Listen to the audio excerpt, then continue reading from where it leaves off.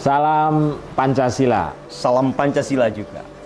Teman-teman yang berbahagia, kita ketemu lagi di acara podcast yang digagas oleh 3 lembaga yang concern terhadap Pancasila. Kami di Nusantara Center, Mas Setio dari Pustaka Indonesia, dan FOKO, Forum Komunikasi Purnawirawan TNI Polri, berencana menikmati dan memperingati bulan Juni, bulan Pancasila dengan membuat kelas konstitusi.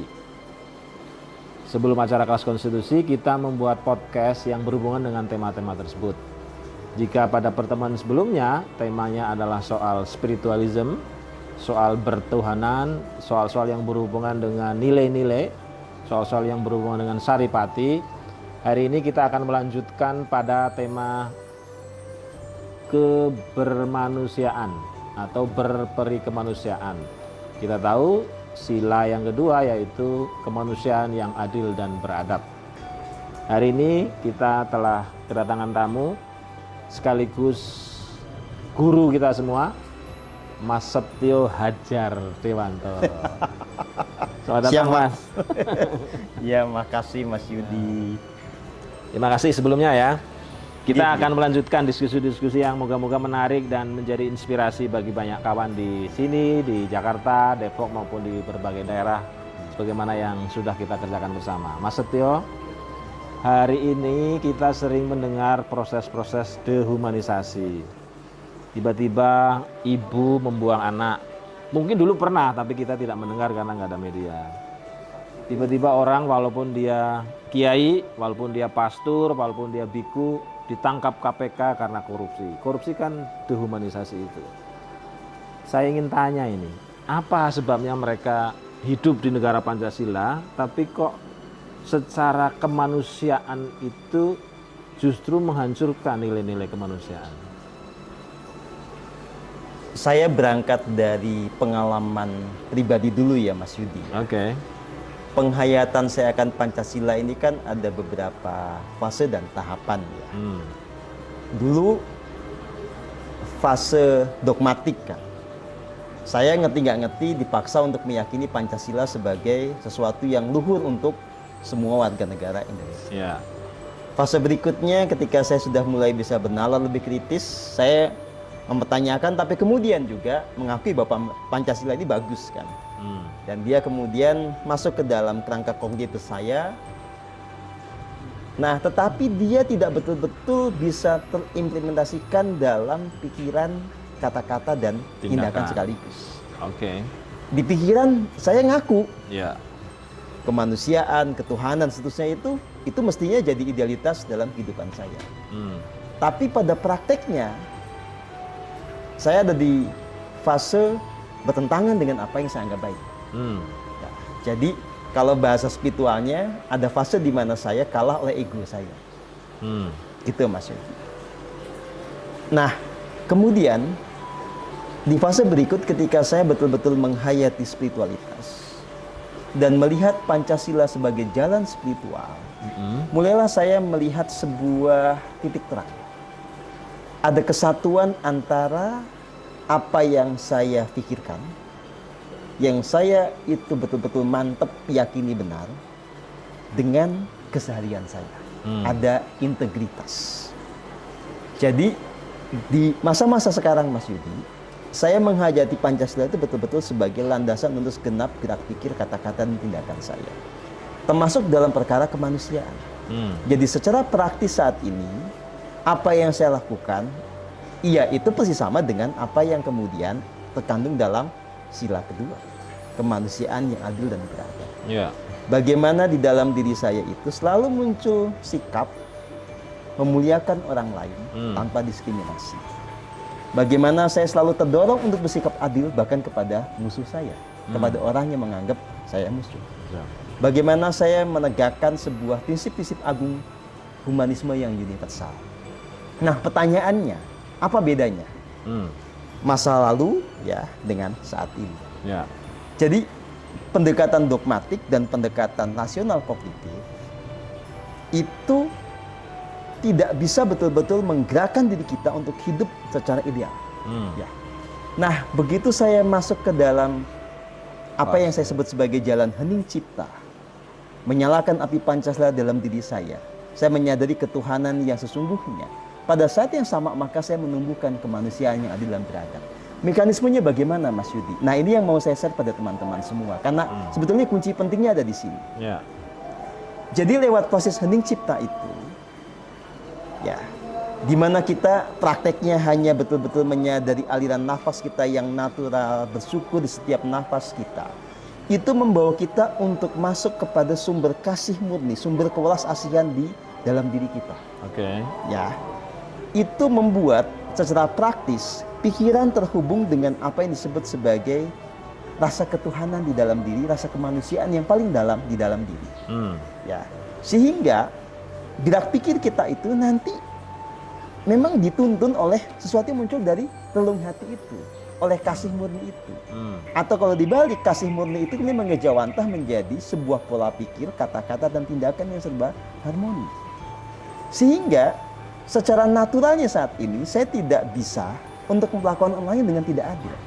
Saya tidak bisa mendiskriminasi orang lain ya atas dasar agama, atas dasar ras, atas dasar apapun, karena itu secara otomatis bertentangan dengan kasih murni di hati saya. Gitu Mas Yudi. Gitu. Ya. Jadi, ini menurut saya jadi clue penting buat kita. Berarti ada problem pada cara menghayati Cara Pancasila. menghayati Pancasila. Selama ini kan kita lebih banyak di tataran kognitif ya. Dan kemudian paling banter jadi verbalisme. Kita ngomongin itu. Ya. Tetapi pada praktek nyatanya seringkali berbeda Mas Yudi. Nah kita kan perlu jembatan nih bagaimana. Betul. Berarti solusinya adalah menyempurnakan kurikulum Pancasila. Betul dong.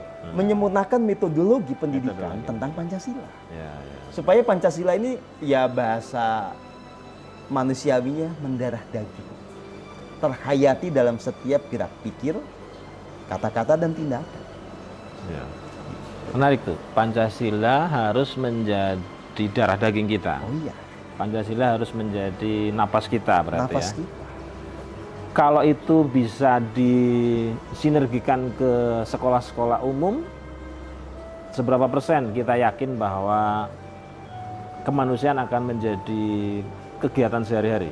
Gini Mas Yudi, saya mulai dari sebuah eksperimen yang nyata ya di komunitas kita, di Persaudaraan Matahari, di Pusaka Indonesia. Saya melihat hening cipta itu secara natural menumbuhkan jiwa-jiwa yang humanis.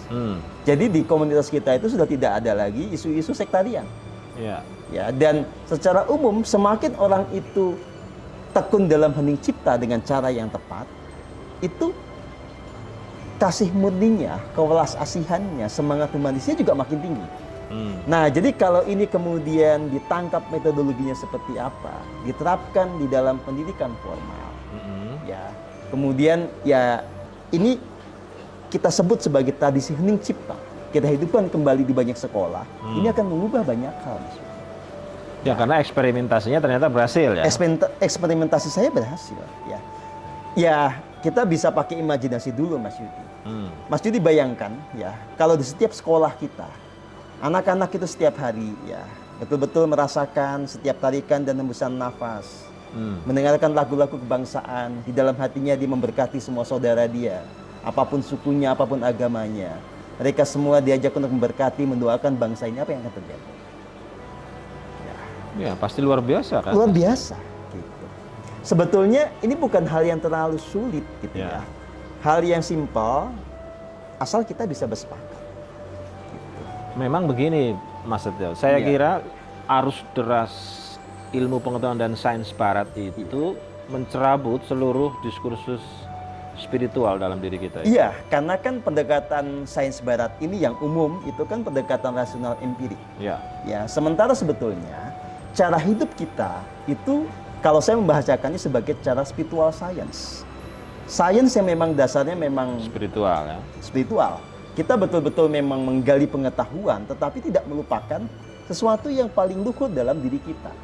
Nah, saya ingin menggelitik ya teman-teman semua, ya, termasuk menggelitik Mas Yudi. Bagaimana bangsa kita ya itu punya yang namanya mahakarya, arsitektural. Betul. Mulai dari Borobudur, Prambanan, Candi Liangan, dan lain-lain. Ya. Tidak mungkin kesemua mahakarya itu lahir tanpa 5 aspek, Mas. Satu, ya jelas itu adalah mahakarya yang muncul dari bangsa yang spiritual. Ya. Karena itu adalah memang bangunan spiritual, itu mandala. Ya. Dan yang kedua, Dan seluruhnya itu memang terhubung ya dengan hal-hal yang imaterial. betul, imaterial.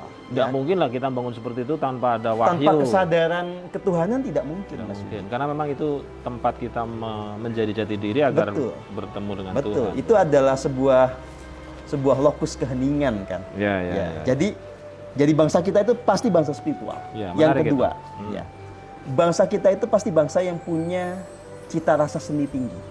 Coba secara estetika bagaimana bangunan-bangunan itu sangat indah semua. Keren. Itu ya. Ketiga, pasti bangsa kita punya teknologi seperti yang dikatakan oleh teman kita Pak Joy Madbun ya. Betul. Tanpa teknologi nggak bisa. Hoax itu kalau dibilang itu adalah buatan jin. Kalau jin memang bisa buat itu, suruh bikin pos kamling sekarang jinnya kalau bisa. Nggak mungkin. Itu buatan manusia yang punya teknologi. Iya. Nggak mungkin simsalabim Nggak lah ya. mungkin. Nggak mungkin sulap lah ya. Itu mahakarya dibangun dalam waktu yang lama dan bisa beberapa dinasti. Makanya ada 2 faktor lagi, Mas Yudi. Satu, kekuatan ekonomi, karena itu butuh duit, Mas Yudi. Betul. Negara miskin nggak bisa bangun itu. Ya. Dan yang kelima, pasti negara itu harus stabil secara politik. Sehingga dari satu dinasti ke dinasti lainnya itu mau membangun Melanjutkan. sesuatu yang sama. Ya. Kalau enggak, nanti kayak Hambalang. Iya. Tanpa stabilitas politik, nggak ada Candi Borobudur, nggak ada Candi Prambanan. Coba dicek dalam sejarah deh, itu berapa dinasti yang mendirikan? Tidak satu, Mas. Tidak satu pemerintahan. Tidak satu lah pemerintahan, ini. dia bersambung.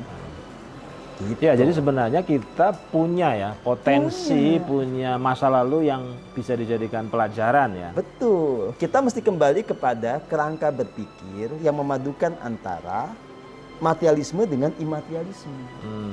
Sains dengan spiritualitas. Dan sebetulnya titik temunya ada dalam Pancasila. Bagaimana kita teknologi kemudian juga didasari oleh kemanusiaan. Karena kan kemanusiaan yang adil dan beradab bukan hanya tentang bagaimana memperlakukan manusia dengan baik, tapi juga memperlakukan tanah dengan adil, memperlakukan hutan dengan adil. Ya. Sebetulnya itu kan nilai-nilai lokal kita yang jenius, Mas Yudi. Ya. Gitu. Dan memang saya kira, Mas Setio, buku-buku kita sudah kering dari itu. Betul. Jadi salah satu kerja raksasa kita memang menghadirkan kembali pengetahuan-pengetahuan yang tadi bersifat kemanusiaan kepada bumi, bersifat kemanusiaan kepada yang lain, bukan hanya sekedar manusia itu. Betul. Saya kira tugas Anda dan saya makin berat ini. Makin berat, jadi jangan mati dulu, Mas Yudi. Kita harus semangat dulu lah. Jadi kita boleh mati kalau sudah mewariskan sesuatu yang agung buat bangsa inilah. Ya, itu tadi menarik, kemanusiaan kepada bumi.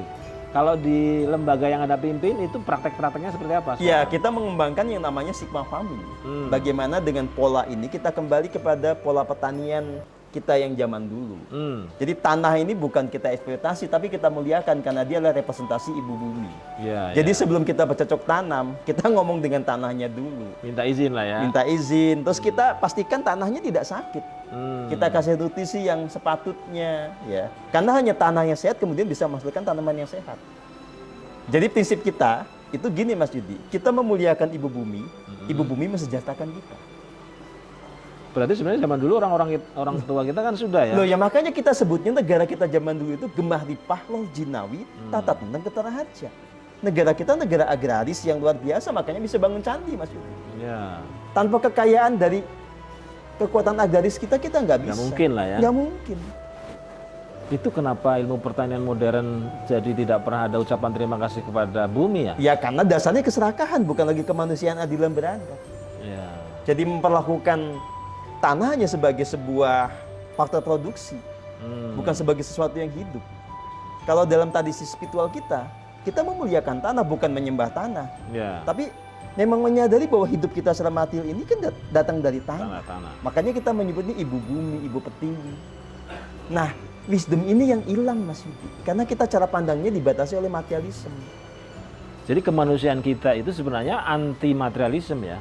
Ya, kita betul-betul dasarnya spiritualitas, tapi kita sadar bahwa kita hidup di dunia material. Ya artinya materi itu tidak boleh dominan. Tidak boleh dominan dong. Kita tidak materialistik. Kita tidak materialistik. Memang salah satu hal yang gak diajarkan hari-hari ini, terutama di partai politik itu adalah berkemanusiaan kepada orang yang nggak punya uang. Ya, itu yang tadi saya juga ingin tegaskan, Mas Yudi. Ya, kalau kita hidup dengan ego kita, tidak kenal kasih murni di relung hati kita, Mas Yudi, kita akan cenderung manipulatif. Ya, saya pernah kerja di birokrasi, Mas Yudi. Ya, saya melihat betul bagaimana praktek yang umum di sana, termasuk bagaimana intervensi partai politik di situ, kan. Ya. Dan saya sendiri waktu itu kan belum dalam kesadaran spiritual saat ini. Saya bisa melihat bahwa saya sangat gampang untuk masuk dalam pusaran itu hanya karena saya dulu culun aja jadi nggak masuk kan gitu ya. Saya diselamatkan oleh kebodohan saya, nggak pinter gitu loh ya. Nah, tapi memang tanpa yang namanya kemanusiaan yang adil dan beradab, kita akan tega sama orang-orang, terutama orang miskin. Gitu. Tapi begitu dibalik ya, kita hidup dalam kesadaran yang murni, hidup dengan kewalas asian yang betul-betul menyatu dengan keberadaan kita. Rasa tega itu hilang, Mas Yudi. Yang ada itu pengayoman. Berarti kalau misalnya kita bisa simpulkan, kita punya pusaka. Pusaka. Tapi selama ini dilupakan. Iya, salah kelola lah ya. Salah kelola. Berarti kalau ingin pusaka ini maksimal kehadirannya, maksimal manfaatnya, kita harus menyempurnakan beberapa kurikulum dan pendekatan. Betul. Kan salah pusaka ini adalah Pancasila itu sendiri. Ya. Tradisi hening ciptanya. Alatnya, metodenya. Metodenya supaya nilai-nilai Pancasila ini tumbuh dalam diri kita. Ya, menarik itu. Dan kemudian ada simbol kan. Ya. Mereka yang betul-betul menghayati Pancasila menjadi jiwa Garuda, jiwa yang perkasa. Ya, pemirsa, beberapa hipotesanya Mas Setio ini menarik. Misalnya soal berkemanusiaan yang luas, bukan hanya kepada sama manusia, tapi juga kepada bumi, kepada langit, dan kepada makhluk lain. Iya. Kalau itu mau kita buat semacam arus besar, apa dulu yang harus kita kerjakan nih? Maksudnya biar ini tidak hanya berkembang di kelompoknya Mas Setio dan teman-teman, ya, tapi juga jelas menjadi harus kampanye yang masif. Kampanye yang masif. Dan yang kedua, supaya orang tidak kecewa dengan kampanye ini, harus ada komunitas yang konsisten menjalankan ini, menjadi teladan. Karena problem kita ini kan keteladanan. Ya. Nah, saya ingin menegaskan lagi Mas di soal kemanusiaan ini kan. Kenapa founding fathers kita itu menjadikan rantai sebagai simbol di kemanusiaan adil dan beradab. Simbol yang kedua ya. Ya, kan. Kalau yang pertama kan itu bintang kan. Kalau yang pertama jelas bahwa itu bicara tentang bagaimana kesadaran ketuhanan menjadi kompas dalam hidup kita. Ya. Ya kan. Nah, mata rantai yang saling berpilin, saling menyatu, itu sebetulnya menjelaskan bahwa kita ini satu kemanusiaan. Kita menghirup udara yang sama, menghirup energi hidup yang sama, ya hidup dengan air yang sama dari ibu bumi. Sehingga sebetulnya ya kita seyogianya itu ya punya rasa kasih yang tanpa diskriminasi, karena sebetulnya Tuhan Yang Maha Esa juga tidak mendiskriminasi kita. Kan faktanya jelas. Udara ini kita hirup nggak peduli apa agama kita, Mas. Tuhan kan tidak bagi-bagi. Kalau untuk yang Muslim jatahnya sekian, untuk yang Katolik sekian, yang kejawen agak dikit aja lah, udah kuno kan enggak kan? Apalagi yang ateis gitu ya, nggak usah kan enggak? Dikasih juga ya? Dikasih juga dong. Nah, kesadaran kasih murni itu bicara tentang bagaimana merealisasikan kesadaran ketuhanan yang tadi yang non diskriminatif, Mas. Ini Pancasila, Mas. Yes, sangat menarik saudara-saudara. Kasih murni adalah menurut Mas Setio, dan saya setuju, intisari dari sila yang kedua, kemanusiaan yang adil dan beradab. Dan itu bersumber dari sila pertama karena memang ia adalah pancaran-pancaran berikutnya. Ini adalah kajian yang menarik yang menurut saya nanti kita akan eksplor pada kelas konstitusi di bulan Juni. Moga-moga teman-teman yang melihat acara ini bisa bergabung pada bulan Juni nanti, sehingga kita bersama Mas Setio itu bisa lebih mendalam, bisa langsung interaktif, bisa langsung diskusi. Ada beberapa buku yang nanti bisa dibaca oleh teman-teman semua. Terima kasih Mas Setio atas waktunya. Teman-teman semua, itulah tadi perbincangan kita pada pertemuan kedua dengan tema kemanusiaan yang adil dan beradab, menumbuh kembangkan mentalitas berkemanusiaan kepada semua dan semesta. Terima kasih dan salam Pancasila. Salam Pancasila.